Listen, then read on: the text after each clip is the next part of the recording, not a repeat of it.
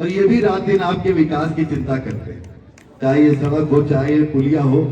अगर हमारा योगदान है तो हमसे ज्यादा हमारे छोटे भाई का योगदान है। हमारे शिवबरन कुशवाहा जी के लिए भी एक बार जोरदार ताली आप लोग बजा दें, इनका भी अभिनंदन करते हैं। हमारे मंच पर उपस्थित आदरणीय अतीक अहमद साहब, हमारे पूर्व सभासद, हमारे मित्र जिनके साथ काम करने का मुझे कई बार अवसर भी मिला, ऐसे अनिल रावत जी, हमारे पिता तुल्य दो वरिष्ठ जन भी यहाँ बैठे हुए जिनका आशीर्वाद और इसमें सदैव हमारे साथ रहता है, ऐसे राजेंद्र प्रसाद तिवारी जी, रघुनंदन प्रसाद वर्मा जी, मैं उनका भी हृदय से आभार व्यक्त करता हूँ, अभिनंदन करता हूँ। हमारे बीच में श्री उजैर साहब, श्री फारूक साहब, बड़े पुराने साथी ये सब यहाँ पर मिल जाते हैं। हसमत खान साहब, नसीम खान साहब, जुनैद खान साहब, पिंटू जी, फुरखान जी, अहमद खान साहब और उपस्थित हमारे वरिष्ठ जो सभासद जन है उनका भी अभिनंदन करता हूं। साथ ही साथ हमारे जो पत्रकार बंधु हैं उनका भी हृदय से आभार व्यक्त करता हूं। और सबसे ज्यादा आभार और अभिनंदन अपने इस क्षेत्र के सामने बैठे हुए जितने भी वरिष्ठ हैं, हमारे पिता तुल्य हैं, लगभग सबके चेहरे पहचानते हैं और बचपन से लेकर आज तक आप लोगों के बीच में जन्म लेकर राजनीति हो चाहे समाज सेवा का क्षेत्र हो, आप सबकी उंगली पकड़कर ही हमको चलने का अवसर मिला। और मैं अक्सर इस बात को कहता हूं कि हमारे सिंगरोसी क्षेत्र के लोग, अपने इस वार्ड के लोग, अगर ये ना होते तो शायद आज हम विधायक भी ना होते। ये आप सबके आशीर्वाद और स्नेह का कारण है। मुझे आज भी अच्छी तरीके से याद है जब 2006 में हम नगर पालिका का चुनाव लड़ रहे थे और हमारी बड़ी कांटे की लड़ाई चल रही थी। उस समय कांटे की लड़ाई में सारे वार्डों की गिनती हो गई, सारे वार्डों की, सिर्फ सिंगरोसी वार्ड अकेले बचा जिसमें शेखपुर था, सिंगरोसी था। और ये कहा जाता था कि इस वार्ड से हमारा हारना तय है। हमारे सामने आलिम हुसैन जैदी साहब खड़े थे, उनका जीतना तय है कि उनका वार्ड। सबको चिंता, हमको भी चिंता कि अब क्या परिणाम होने वाला है। लेकिन यहाँ की जनता ने परिवर्तन किया, अपने घर के बेटों को भरपूर आशीर्वाद दिया और आप सबके आशीर्वाद के कारण ये वार्ड भी हम जीते और उसमें नगर पालिका का अध्यक्ष हुए। मैं इसके लिए हृदय से आप सबके चरणों में नमन करना चाहता हूँ, प्रणाम करना चाहता हूँ। जैसे किसी बालक के जीवन में सबसे अहम भूमिका उसके माता पिता की होती है, ठीक उसी प्रकार से यहाँ पर बैठे हुए प्रत्येक जो हमारे बुजुर्ग हैं, हमारी जो माताएं बहनें हैं, हमारे जीवन में भी उनकी वही भूमिका रही। कई बार हम गिरे भी, जैसे कोई बालक जन्म लेने के बाद जब चलना सीखता है तो गिरता है ना, और जो गिरता है तो उसके माँ बाप उसकी उंगली पकड़कर उसको खड़ा करते हैं, फिर चलना सिखाते हैं। ठीक ऐसे ही आप लोगों ने हमको भी चला चला कर यहाँ तक पहुँचाने का काम किया। मैं इसके लिए भी आप सबका हृदय से बहुत बहुत धन्यवाद और बहुत बहुत अभिनंदन करना चाहता हूँ। यहाँ बैठी हुई जितनी भी हमारी मातृ शक्तियाँ हैं, देवी स्वरूपा है, आप सबको भी प्रणाम करता हूँ, बच्चों को भी आशीर्वाद देता हूँ और आप सबको आज इस कंबल वितरण के कार्यक्रम की बहुत बहुत शुभकामनाएं, बहुत बहुत बधाई देता हूँ। आरिफ भाई को हृदय से इसलिए भी शुभकामनाएं, बधाई देता हूँ और प्रभु से कामना करता हूँ, ईश्वर से कामना करता हूँ कि ये और समृद्धशाली बने और धन्यवाद बने। देखिए, धन होना एक अलग बात है, समृद्धि होना एक अलग बात है, लेकिन धन को धर्म के कार्य में खर्च करना ये प्रकृति की इच्छा होती है, ईश्वर की इच्छा होती है ना। उन्नाव में तो बहुत सारे करोड़पति पड़े होंगे, बड़े उद्योगपति, बड़े बड़े फैक्ट्री वाले। अब उनसे अगर चवन्नी भी मांगने जाओ तो अपनी जेब टटोलेंगे, कहो हमारे पास कुछ है ही नहीं। भगवान करे उनके पास कुछ वास्तव में न बचे और आरिफ भाई जैसे लोग और समृद्धशाली हो, ताकि इस प्रकार के और अनुष्ठान और इस प्रकार के कार्यक्रम। यही हमारे प्रकृति की, ईश्वर की इच्छा है। हम किसी भी धर्म के हो सकते हैं, हिंदू हो सकते हैं, मुसलमान हो सकते हैं, सिख हो सकते हैं, ईसाई हो सकते हैं, लेकिन धर्म हम सबका एक है। हमारे पंथ अलग अलग हो सकते हैं, पंथ का क्या मतलब, ईश्वर को पूजने का माध्यम या तरीका अलग अलग हो सकता है, लेकिन ईश्वर तो सबका एक है। और धर्म भी हम सबका एक है। धर्म क्या है? भूखे को भोजन कराओ, प्यासे को पानी पिलाओ, जरूरतमंद की मदद करो, यही तो धर्म है। और ये तो सब धर्मों में भी है। मैंने तो सब धर्म पढ़कर देखे, अपने देश के 9 पंथ, उन सारे पंथों को मैंने कई बार पढ़ने का प्रयास किया। आप कल्पना करके देखो, सनातन से लेकर चारवाक तक, ओशो भी पढ़ डाला हमने। सारे धर्मों में एक ही बात कही गई है कि सबसे बड़ी सेवा, सबसे बड़ी पूजा, यदि प्रकृति ने आपको किसी दायित्व पर बैठाला है, किसी लायक बनाया है, तो यदि आप गरीब आदमी के आंसू पोंछ सकते हो तो इससे बड़ी ईश्वर की सेवा और पूजा नहीं हो सकती। और वही काम करने का प्रयास हमारे आरिफ भाई कर रहे हैं। इस मंच पर बैठे हुए सभी लोग यही काम कर रहे हैं। मुझे लगता है ये ईश्वर का आशीर्वाद यहाँ पर बैठे हुए सभी लोगों पर है, आरिफ भाई पर है। वरना बहुत सारे लोग हैं और वो तो किसी से भी ये काम करा सकता था। कुछ कंबल बंटवाना हो, किसी को भोजन कराना हो, किसी की सेवा कराना हो, ये तो किसी को अवसर मिल सकता है। लेकिन अगर हमारी भाई के माध्यम से, हम लोगों के माध्यम से अवसर हम लोगों को मिल रहा है, तो इसके मतलब ईश्वर चाहता है कि इस माध्यम से ये कार्य हो। मैं इसके लिए भी आप सबको और आरिफ भाई को भी हृदय से बहुत बहुत बधाई और शुभकामनाएं देता हूँ। यहाँ बैठे हुए जितने भी लोग, आप सब भी ईश्वर के सबसे करीब हो। मैं शास्त्रों की बात कर रहा हूँ, धर्म की बात कर रहा हूँ, अपनी तरफ से नहीं कह रहा हूँ।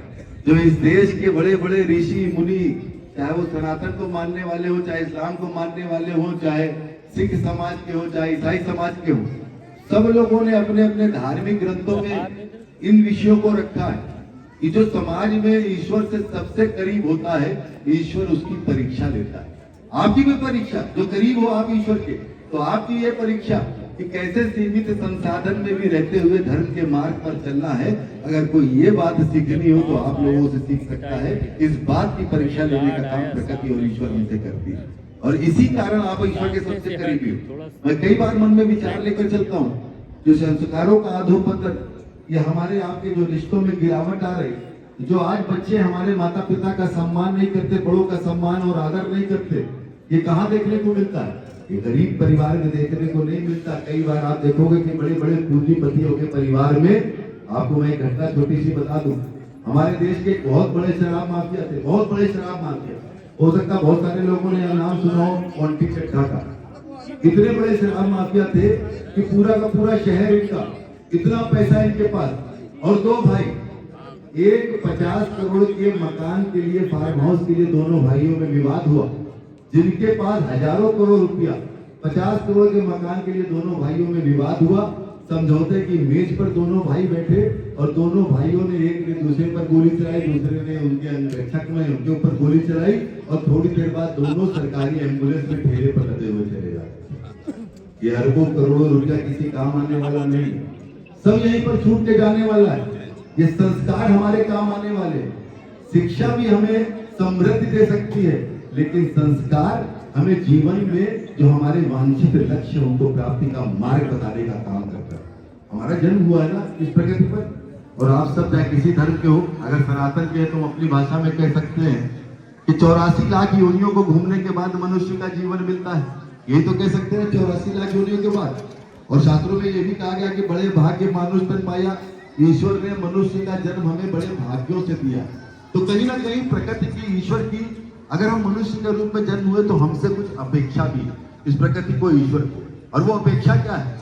मनुष्य को मानवता के मार्ग पर आगे चलने का एक माध्यम बनाने का काम किया गया। इस नाते मैं कह सकता हूँ कि हम सब लोग उस मनुष्यता को स्थापित करने के लिए इस प्रकृति में आए।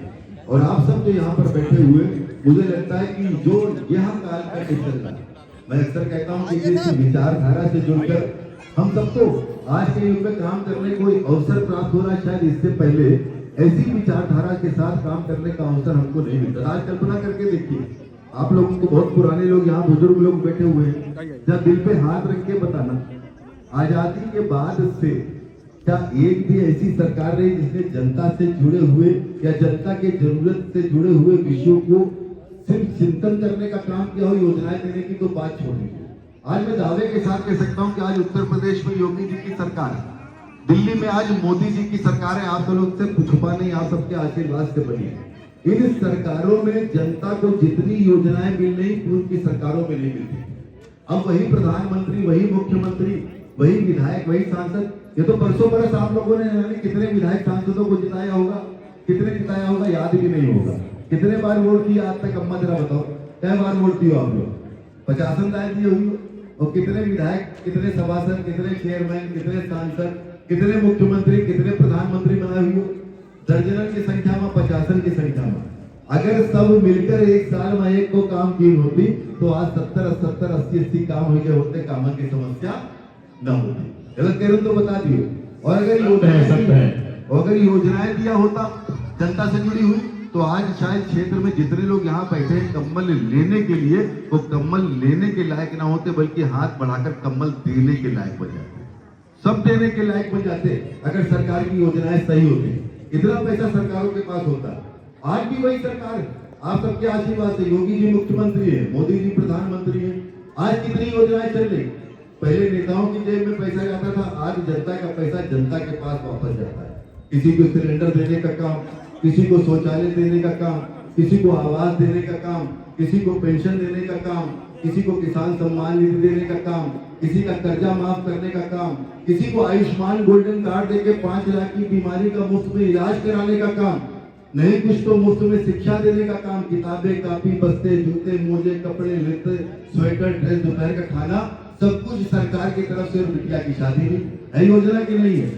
हम तो अक्सर कहते हैं कि योगी और मोदी जी की योजना माँ के पेट से शुरू होती है। कहाँ से? माँ के पेट से। अब माँ के पेट में बच्चा आता है, जब माँ के पेट में बच्चा तो आंगनवाड़ी वाली आती है ना गोद भराई कराने, आती दत्तू के नहीं आती? बताओ बिटिया लोग, आंगनवाड़ी वाली आती गोद भराई के नहीं आती? अब कौन बेचता है? मोदी जी बेचते हैं ना। और वही क्या, बच्चा अभी गोदी में है, जमीन पर भी नहीं उतरा, फिर आंगनवाड़ी वाले आ जाती है, अन्नप्राशन का कार्यक्रम कराए। और अस्पताल में अगर पैदा हुआ तो खाते पैसा हो, आवत के नहीं आवत? कितनी योजना है। थोड़ा बड़ा हुआ तो स्कूल भेजो, पढ़ाई लिखाई मुफ्त हुआ, सरकारी स्कूल में मुफ्त पढ़ाई ना। और सिर्फ पढ़ाई लिखाई मुफ्त नहीं है, किताबें, कापी, बस्ते, जूते, मोजे, स्वेटर, ड्रेस, दोपहर का खाना, सब कुछ सरकार की तरफ। और बिटिया हमें बड़ी हो जाएगी, शादी की चिंता नहीं करेगी, सरकार करा रही शादी। यानी सारी व्यवस्था है। और कुछ नहीं तो यहाँ बैठे हुए जितने भी लोग हैं, मैं दावे के साथ कह सकता हूँ कि सरकार की किसी न किसी योजना का लाभ सबको मिला होगा। सबको नहीं कुछ मिला होगा तो मुफ्त में राशन देने का काम लगातार सरकार कर रही। कैका राशन मिला, जरा हाथ उठा के बताओ। देखो सबका मिला कि नहीं मिला? गलत करें तो हमें बताओ, है कि नहीं?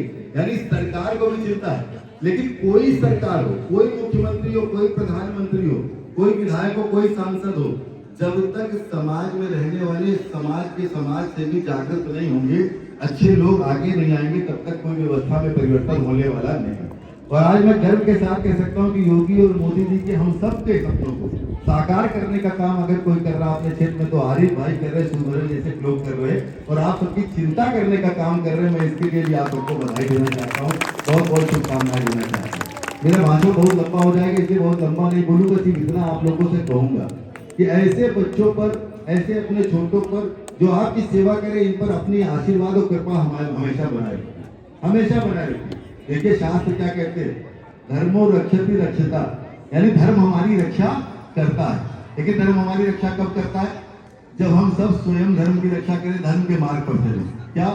जो हमारे बुरे वक्त में हमारा साथ दे, जो हमारे सुख दुख में हमारे साथ खड़ा रहे, जो हमारे क्षेत्र का विकास कराए, हमारी चिंता करे, हमारे परिवार के सदस्य के रूप में हमारी सेवा करे, हम भी उसके समय आने पर उसके साथ कंधे से कंधा मिलाकर साथ देंगे।